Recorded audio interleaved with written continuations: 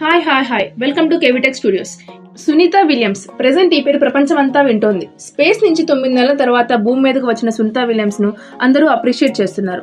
ఆమె American citizen అయినప్పటికీ కూడా ఇండియన్ ఆరిజిన్ గర్ల్ అని చెప్పుకోవడానికి మనం ఎంతో గర్వపడాలి.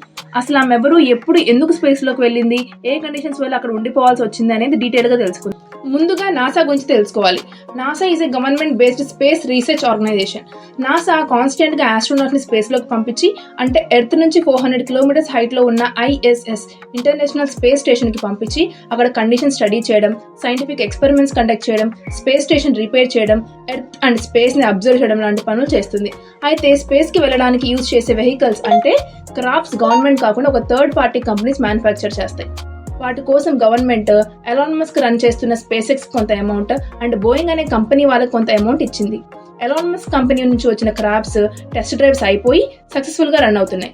బట్ బోయింగ్ వాళ్ళ క్రాఫ్ట్స్ బిల్డ్ చేసి మళ్ళీ బగ్స్ వచ్చాయని వాటి మీద రీవర్క్ చేసి లాస్ట్ కి స్టార్ లైనర్ అనే క్రాఫ్ట్ ని రెడీ చేసింది.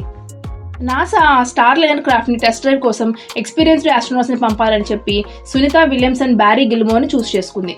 చెప్పాలంటే ఇది ఒక రిస్కీ ట్రావెలే. వీళ్ళిద్దరిని నాసా 8 days మిషన్ మీద మొత్తం ప్లాన్ చేసుకుని June 5, 2024 స్పేస్ కి పంపింది. మిగతాది Part 2 లో కంటిన్యూ చేద్దాం.